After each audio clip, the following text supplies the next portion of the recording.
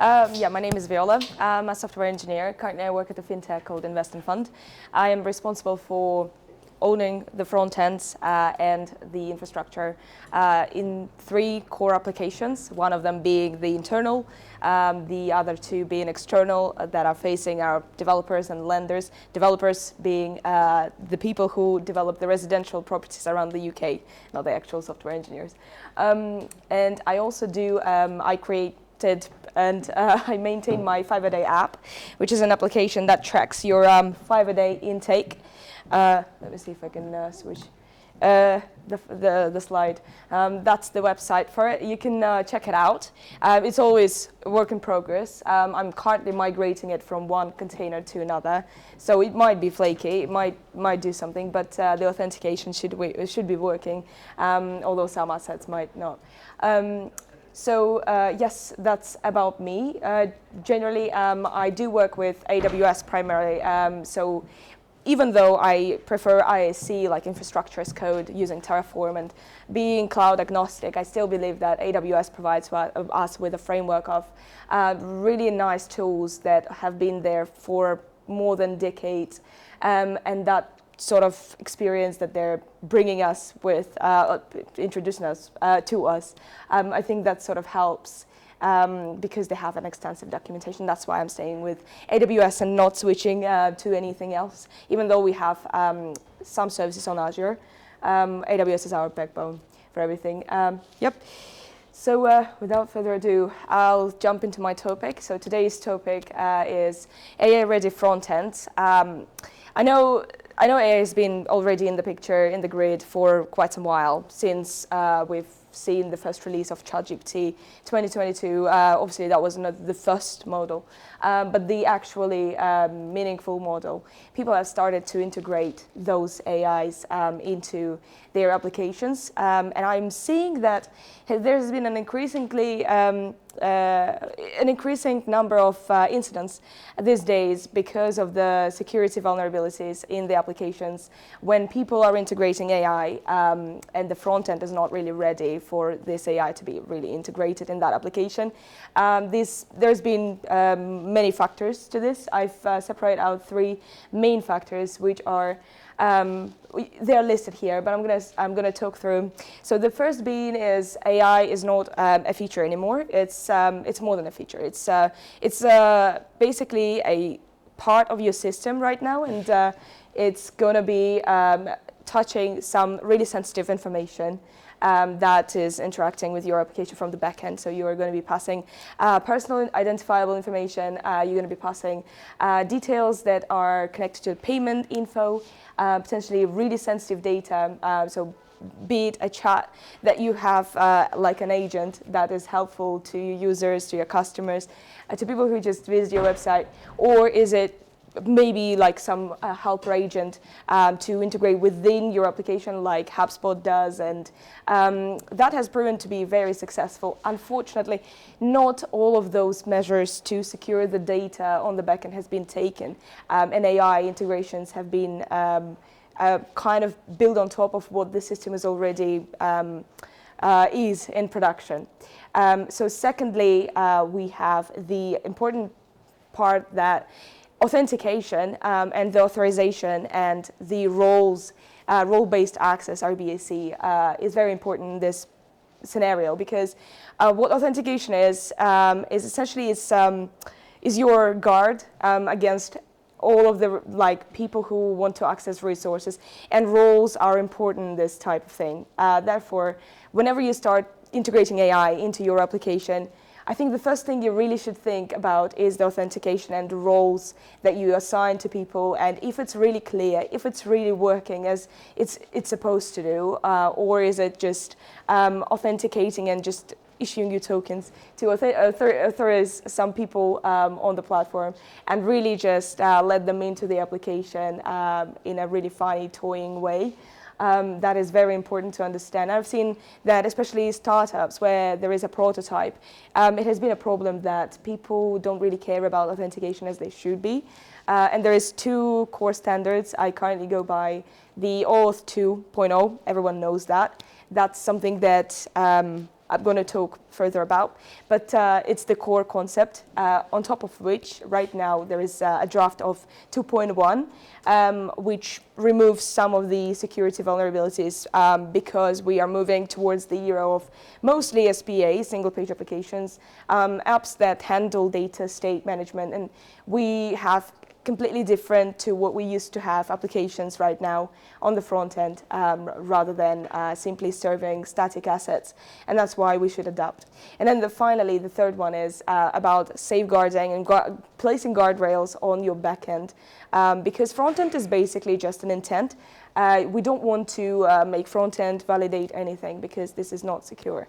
What we want to do is have backend to filter all of the things that come from front end. All of the intents should be validated and checked against the rule sets that we have. And then when the backend decides that it's safe to proceed, that's when we can access and interact with the AI model, and then also have guardrails against attacks like prompt injections and similar, so that people don't really exploit your model as they might want to do, given its free tokens. So what can AI feature do to your system? Many things. I've again just separated three. It can see your users' data in a way that, for example, if I'm a user, a customer of a platform, and it has a table. So imagine your backend has tables for storing very important information. And imagine that there's just one table that if I ask the AI to show me, it will bring me the whole entire table with all the users' information. Now, working in a fintech, I know that this is a pain. You gotta separate concerns, you gotta have different tables, you gotta have permissions, and you should not allow anyone to see that user's data, especially the PII, the personally identifiable data that can be linked to people and used against them or for whatever reason in real life. Therefore, that is one of the top vulnerabilities I think I would say that there is to integrate your AI into the existing application that you've built maybe in 2010, maybe in 2015. And maybe even yesterday generated using prompt, and that application is not secure because there is no engineer to safeguard against things like that. So then secondly, it spends your money on things like tokens, GPU usage, API calls, and that is one of the problems that I've seen and could be more visualized, but I think everyone has heard already that so many secret leakages have been discovered ever since AI has launched. Their APIs, AI models like ChatGPT models, Copilot. Copilot is using ChatGPT these days. There's Claude, and those models we can use just by having one single token, and that token sometimes get leaked online and you can use it so many times, and you're not going to be paying the bill, which is great for those who use, but not for those who pay, because overnight you can generate so many tokens that they're just going to be flying over the wall, cost you in like thousands of pounds of bills. And then third one is, I know that so many people, instead of creating their own LLM, like having a llama running locally or on your server somewhere in a container, they would go and resort to using third-party models. Obviously not talking about the privacy here and not talking about specific third-party models, but I would suggest that there is some kind of backend in the middle between your application so that users are interacting directly through your backend and interacting then to the third-party models, because you cannot trust a generalized model. You need to train it specifically case by case. So there's two mental models I like to think about when I see the applications being used with AI, especially with the front end is not really adapted.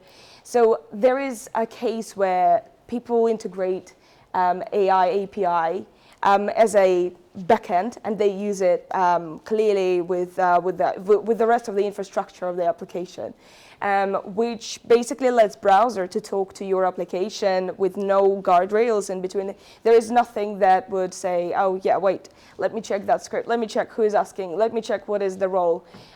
There is nothing, so they would be just directly talking to the AI API. And if I wanted to, I would open a console network tab, get the application, actually get the local storage opened, and get the token, and literally authenticate myself on the server and hack into it, which is pretty simple to do. So yes, the front end will hold the access tokens and will send the HTTP request straight to the AI provider. As I said, that is something that I've seen happening with many applications these days, especially those generated and not really being audited by human engineers.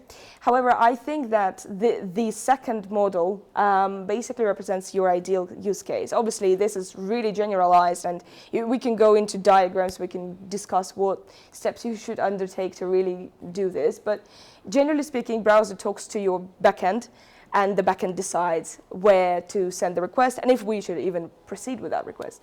So AI model shouldn't be the one who decides. Your application should be quite straightforward, and we should be, as architects, deciding where to route those requests in our application. So I've also mentioned actually the backend for frontend here. So with the frameworks I work with, like Next.js, they are a full stack runtime environment for applications. So you don't even have to have a full-fledged backend somewhere on your ECS or whatever you're hosting it.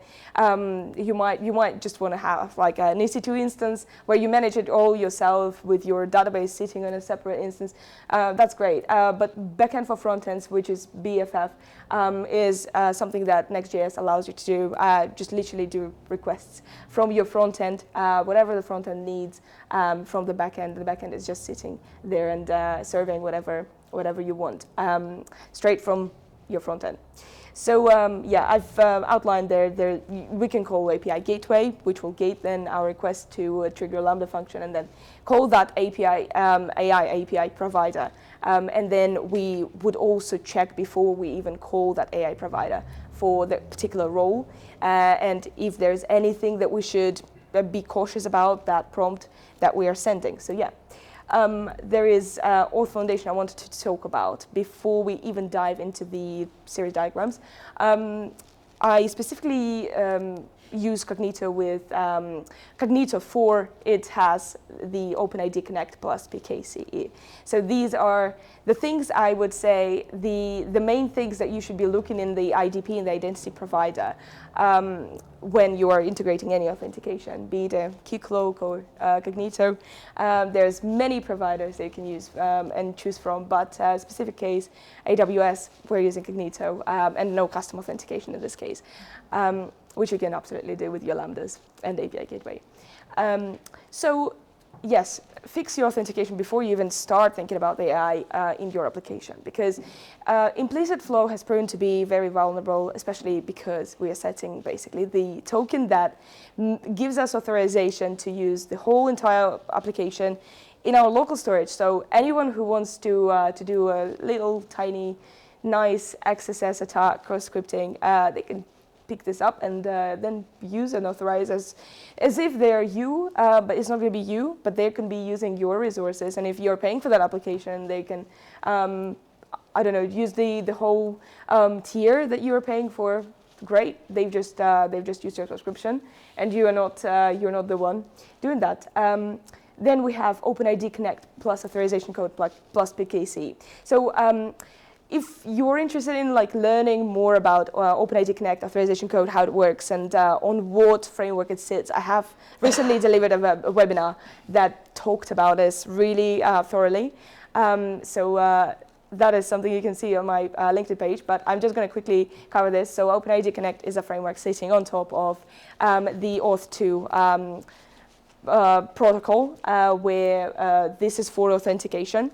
There is RFC standards that you can read, which is really interesting but very boring. And you can you can literally see how OADC is basically sitting on top of auth2. It cannot be used without it. And authorization code is something that we should be getting instead of setting our token in local storage. And PKC is just proof of code exchange, which serves just purely to, instead of getting your token and literally bringing that token all the way through the journey of the authentication, it will create a hash, basically. A hash, it's not a hash, it's another token that will just say, oh, yes, we have that token there. That token will be on the server, but the token from PKC is just going to be traveling through your application, and eventually, if the role is correct and it matches out, then you will be allowed into your application. And finally, the tokens on the server browser gets a session key. Yes, so your tokens, they should not go to local storage. They should stay on the server.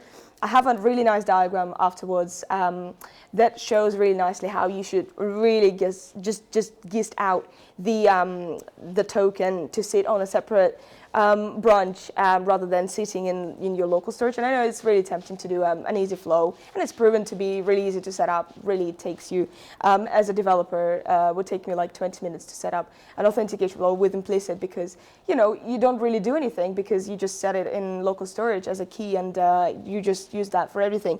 The worst thing that can happen is, well, there's many things that can happen and go wrong, but the worst thing that can happen is literally you're not expiring it, so it's just sitting there until you really clear your browser, which is, you might not even do it anywhere soon. So yeah, you should really get an HTTP secure same-site cookie to authorize you throughout the application and throughout the assets. So yes, I've compared out the implicit flow and authorization code PXE in a single-page application. So on the left is the way you should not be doing this. Implicit flow is bad for our applications in 2025, coming to 2026 and forward. So you should really not use the response type token. You should not set your token into URL fragment. If you see a URL with literally the JWT token, which is your access token for your application in the URL, you shouldn't use that service because it doesn't care about your it doesn't care about your data. It doesn't care not about your data, but for everyone else who's using that application. So that is something to think about it. And you can literally recognize it by having a bunch of gibberish inside the URL, because the URL is going to be, instead of a domain name, it's going to be like really long, and you'll be like, oh, what is that? That is your key to the kingdom, basically. So authorization code and PXE allows us to avoid those types of scenarios, and tokens will be returned only from the endpoint that you go to. So the backend endpoint that you say, this is my auth endpoint, and you're going to be returning all of the information from there from now on regarding the authentication of all of your users. And then based on the returned results, you'll handle the cases. So yes, URL will contain only the code. So you can see the question mark code equals, that's just going to contain the short-lived code. It's not going to be accessed, cannot be accessed forever, because that code is just going to expire. And that's one good thing about Cognito, because Cognito handles for you that whole journey. All you have to do is follow really clear instructions with Cognito if you don't want to go deep into the authentication. But the good news is Cognito is literally using the auth 2.0 standard. And when you go to set up your sessions, when you go to set up Cognito to integrate it with your application, you basically, you see that all of the things that they write out, and even in the order, if you go to the RFC standards, it's exactly the same. So they're going by the book, and that really just makes me feel really good about this, because I can trust this service provider, and that's why I'm not going to use anything else at this point, because Cognito is doing things for me that I don't have to spend days and weeks delivering those features. So I have a nice diagram here, which is, well, it's it maybe looks ambiguous at some point, but so this is just showing you how Cognito can authorize your users in your application. So this is where we start. That's the browser, right? So we come to the application, we use Amazon Cognito hosted UI, which is one of the options you can use. You then go to browser. And that's not you going to the browser, that's Cognito doing this for you. So Cognito goes to the browser, redirect URL, it gets your code, it then sends your code to the backend, or backend for frontend, you've got Next.js API route, whatever you have. Then it sends that code plus code verify to the Cognito token endpoint, which is the point that Cognito will set up for you, so you don't have to care about. So then it will return the ID token, the access tokens, refresh tokens, anything that you have for your applications. I mean, there is different cases for different applications. Some applications don't have secret, client secret, because they're SPAs. Others do have it because they're mobile applications. No, they're older versions of applications. So this is just based on the cases. And then your backend, what it does is it stores tokens in some session, and that session is there on the server. It doesn't get to the browser, so that your backend only returns the HTTP-only secure same-site session cookie that sets in the browser. And you can also see that in the application tab. It's similarly like the local storage, but it sits in a secure HTTP-only storage. So it's a session cookie, which is very secure, and that makes sense to use. So now we are going to the next part of the talk, which is the boundary, where we will talk about the browser versus backend and AWS, how we can integrate. So one of the patterns I like to talk about is the tokens that live on the server and the browser gets a session. So I've just covered that bit where our backend just takes the token from where we've already passed it through the tunnel that verified your role, and it brings you back to the browser. And the browser only knows that that session cookie, it expires, it's got max life, or you don't set it, but the best practice is to do. And it will expire at some point. So that's what makes it secure. So the browser will then hold the short-lived session cookie, and then you will be able to access this information, refresh them, which is great because you don't have to care about resetting your whole browser. You don't have to care about basically thinking that your information can be leaked because there is somewhere my token, my information can be in danger, because session will take care of it for you. And then basically we're calling the same API endpoint, which is a secure endpoint that we take care of on the backend, and we don't make any unnecessary calls to that endpoint unless there is not been any conditions that would not pass the request. It will always pass to that endpoint, and you can read it pretty much from there. So another great case, and that is the entire diagram. So it's not really. So yes, this is a reference architecture which I really wanted to depict in like 3 different ways that you can really interact with your authentication. So the greens are the first kind of case where you have the front end talking to your backend, which is going from browser to your backend or BFF, whatever you have. Then it sets to, it goes to your microservices, talks to your business APIs, goes through the guardrails that we really should be going through every time our application does something to the user. And then the data access goes and saves either in RDS if you're lazy to manage your own database. But jokes aside, RDS is a great service for this. It's just a bit pricey, and if you want to save some resources, just get rid of snapshots that will be saved from 2013. And then, yeah, whatever you have on the storage side, it will then persist it there and grant the access to your browser's Next.js application, whatever application you have. I'm specifically talking about Next.js applications because that's the framework I primarily work with. You can work with React, Svelte, Vue.js, honestly, any client, but all of them are really similar these days, and SPA is an SPA. So then there is a route where the blue ones are coming through. So this is a direct authorization through Amazon Cognito. So you don't really have to have the backend. You can set all of those permissions on Amazon Cognito, and that will handle the authorization and authentication for you. It's not going to be your database of users. It's just going to be user pool, where you can save those details securely and not care about, well, in that sense, yes. So you can literally save the things, the user information, the user data of your users to Cognito. However, if you're using root access to your Amazon account, which is not the best practice, and you don't have any IAM roles that are configured to be securely accessing specific bits of information, then you're probably not doing really good, because Amazon Cognito, although it's a great service, you need to still understand that infrastructure comes from the correct user access management from the core. So IAM is your friend before you even start with Cognito, and probably should have started with that. Yes, and then there is a third way we can interact, where the backend is the sole kind of executor here, and it would straight go to our API gateway. If it's a customer authentication, we would have an API gateway, AI endpoint. It would go there. It would have the request with an intent from the front end. It will invoke our AI Lambda.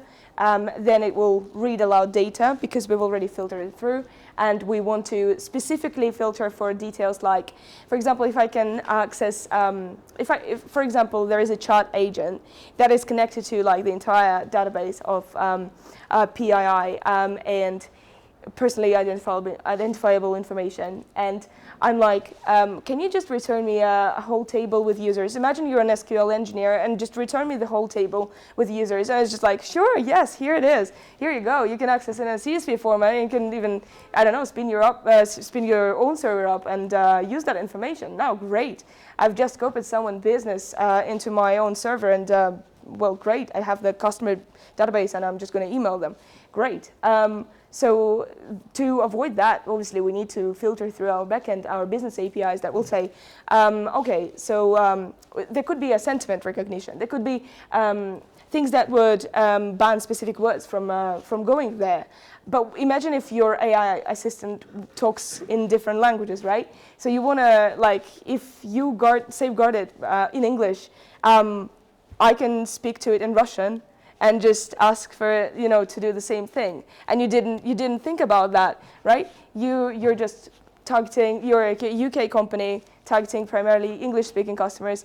You didn't think that your AI model can speak any other language, but it can.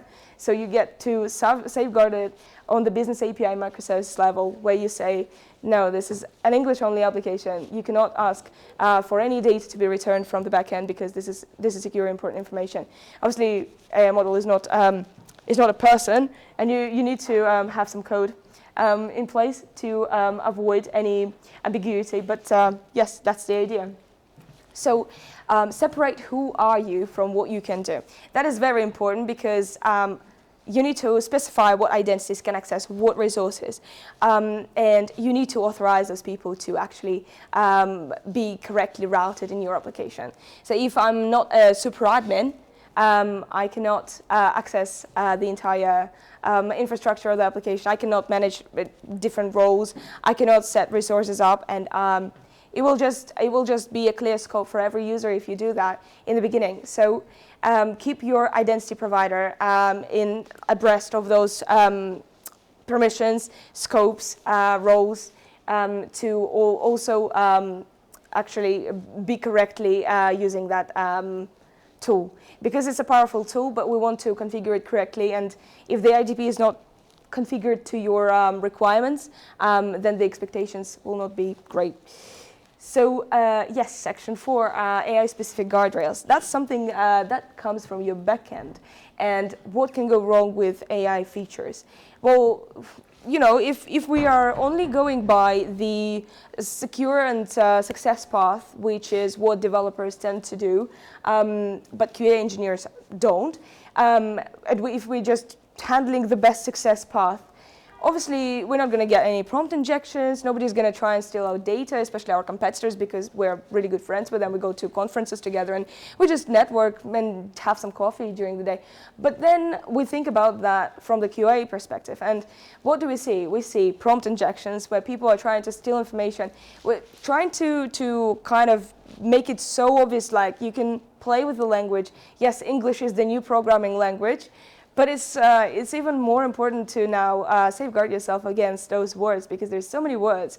And imagine that it can understand even the Shakespeare era words, and someone is trying to steal something with prompt injection with those words that you didn't even think about, but it's there, and you can even like you go and do that. What role-based access helps to do is to prevent that data exfiltration, because you say, well, this table is only accessible by that specific role, by the superadmin, that can also be accessed only from that specific VPN configuration. So you don't even like let people be able to access that. So you throw an error, you handle that case, you maybe say, oh, I didn't quite understand you, and you show that there is, other ways to ask your questions. Maybe you're just suggesting even the question. That is good. So there is tricks there is ways to trick your model. So you should always be aware of that. And front end is just a layer that shows the intent to the backend, and it's up to the backend to then convert that into something, and then talk to the AI model. Whenever I talk about authorization, authentication, I also like to think about it as a when you go to a club, to a nightclub, you have a bouncer in the doors, and you cannot be passed by that bouncer unless you actually present your ID. Maybe there's people who look older, but to me, I always get that problem. So that's how I kind of related to this. And you always present your ID. So that's the similar way you should be doing with your application. And never avoid those configurations, because Cognito actually provides you with those tricks to set up the correct role access, and that helps avoid those prompt injections, incorrect data misusages, and stuff like that. So cost explosion.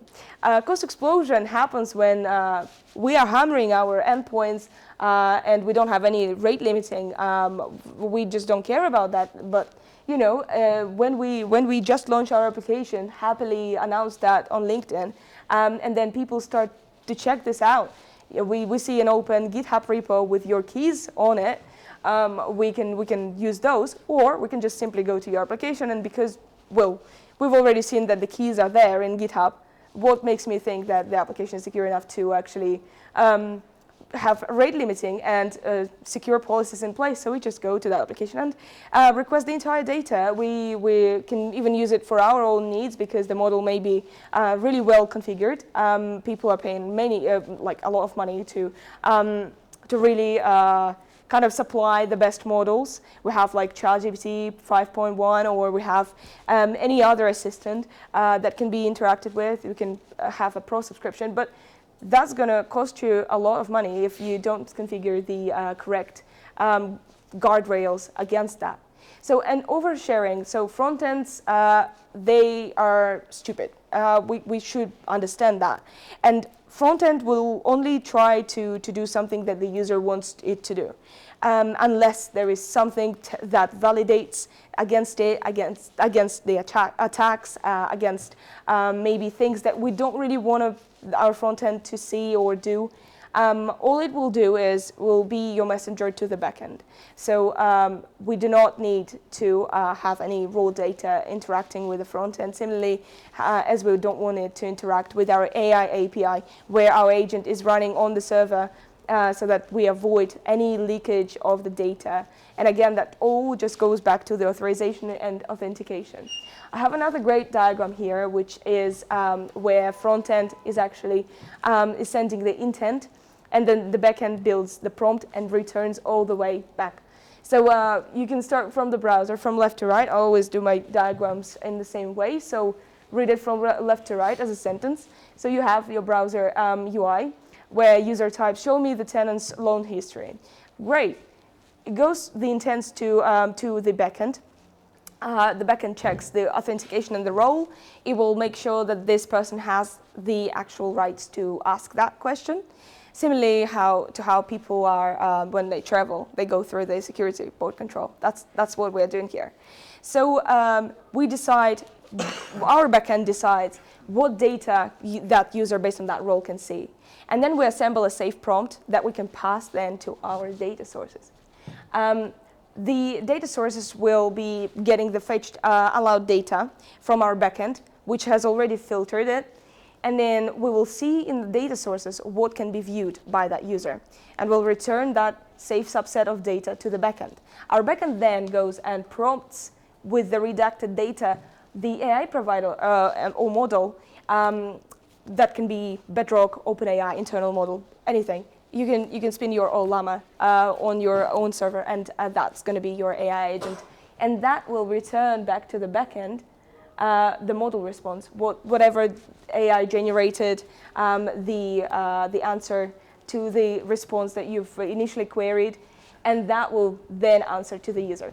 So that takes a couple of seconds, but the leakages that can happen if we don't have the two first layer, like the two layers in between, the AI gateway and data sources, they can be really harsh, and the reality is going to be really hard when you see a bill for $50,000 on your AWS for just using the model, and it wasn't even you using it.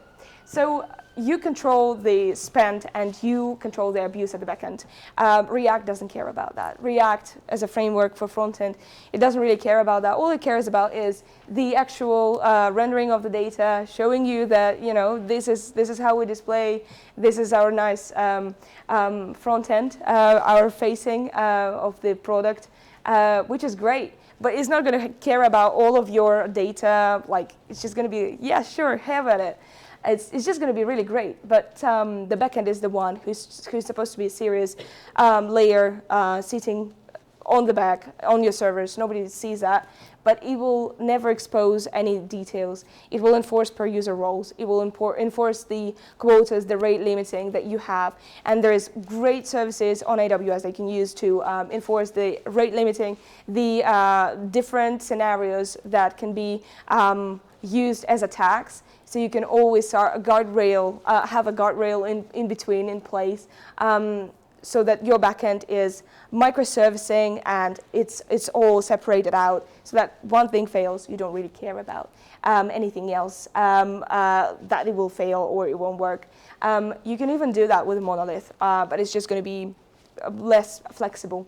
Microservices is what I would say is the best, I think, even for smaller applications that would still have some traffic, about 20,000 users minimum. I would still go for microservices because microservices adapt to yourself. And if you want to integrate things like AI tools that will be used in your application, I would go strongly with microservices because that allows you to be flexible and not change the entire infrastructure because of one small thing, unless you have issues with authentication. That's the first thing you should really think about it when you are developing an AI model for your application. So, and then, yes, always track your token usage. I have alerts for all my applications in anywhere I create a front end and anywhere I'm using the AI agents and even just normal user requests. So similarly to how you would alert yourself about incidents, about something gets failed, CNAME fails or whatever fails, I really like the DevOps side of the application. So I tend to talk about how something gets unavailable and you get an alert immediately and you fix it in 5 minutes because you know exactly where to look at. Hopefully you got documentation on your projects, but even if not, then you can always ask AI models to help you out. So yes, that is very important to track your spent usage and put your basically what's the maximum that you can hit in a particular period of time. So in a month, for example, don't use more than 20 grand on AI for our users. So yes, least privilege I am. As I mentioned somewhere before, always attend to your IAMs. You have to set up the rules from the very beginning. So similarly to authentication for your users, you got to set up your application usage in a correct way as well. So obviously Lambda is not going to be controlling any of it. Your IAM is going to be doing that. So only use specific endpoints to access specific APIs, and there is not supposed to be any wildcards in your applications unless it's a safe Docker environment locally that you're testing out primarily. But again, that's just for the testing and not for production. For production, you should always use the rules, the course policies. You should always use the actual well-defined policies and security groups in AWS that will help you guard against that. So yes, and then testing it. So testing is the thing that I really like to attend to as well. So end-to-end testing is what I do with Cypress Cloud, another tool that is really great, and I'm also Cypress Ambassador. But I really like to test these scenarios where we involve some payment data, where we involve something really sensitive, because end-to-end tests can actually help you spot any inconsistencies with your application. For example, if you can access something with one row that you're not supposed to be accessing. So maybe you're not supposed to access a particular page being non-authenticated, but you can do that. Maybe one person can share a role with another person, which is not supposed to happen. So that kind of thing I would always test for, and to clearly define the requirements and expected result and actual result, you should really go and document like what your ideal journey is going to be. So from a developer's point of view, I would always go and write a sentence in English and then try to translate it in the code, have some pseudocode out, and then create the actual piece that will then authenticate and authorize my users. And then obviously work with infrastructure. AWS has nice tools to do that. And I'm going to be, I think I've already said that many times, but it has really nice tools to set up the infrastructure for success rather than for failure, because even though it's complicated, then use tools like Terraform to help you with that. That can help you set up the rules, and it's not going to make you do that. That's going to do it for you. So, and guardrails for the backend, as I said. Everything has to go through the backend. Unfortunately, you can't just generate an application and expect it to be secure because AI told you so. So we've got the front-end talks to AI, backend brokers AI safely. That is one thing I actually think that's kind of summarizing the entire talk. And basically, it allows you to filter what the front end sends to the AI model, to the backend, and then backend will broker it safely. Same thing as the border control does. Same thing as we would go and check bit by bit all the packages. That is something that's very important to set up for success. The application that you're developing and integrating with AI models. And then obviously, network tab is your guy where you want to see what we're calling. That's something that's useful for developers. But still, if you go and inspect your browser and you can just see in your network tab what your application is calling, what packets are getting sent, you actually can see what, the kind of infrastructure that the application you're using is using, and make your decision based on whether you should be using that or not. And backend logs are very important. The same way as I said, we are setting the cap and alerting to our Slack, to our teams, anywhere. Backend logs are very important to understand what the users are doing and what roles are being accessed. So yeah, that is very important. I have a checklist I will be publishing after this talk to my website, and I'm going to update that on LinkedIn. But so there is 3 rules I would particularly specifically derive from this talk. Never let the browser talk directly to your AI providers, as I said, and been saying all the way. You should never allow your front end to talk to the AI provider without any backend in place, or at least any rules in place that will safeguard that. Keep tokens on the server. As the diagram showed you, it should be a separate branch. It shouldn't be anywhere in the browser. It shouldn't be near the browser. The browser never knows about your tokens, and keep it that way. Browser is your partner, but it can be your enemy as well in that sense. And treat AI endpoints as high risk. It's always a high risk when we work with money. In a fintech, we have a lot of transactions happening every day.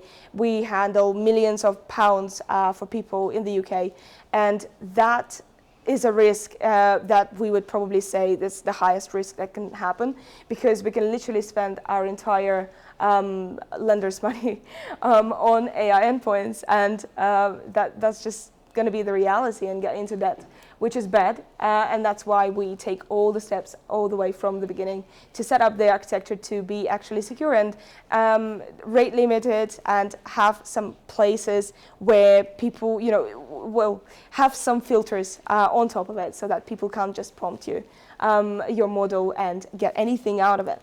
So yeah, that is the entire talk. I hope it wasn't too technical and it was interesting.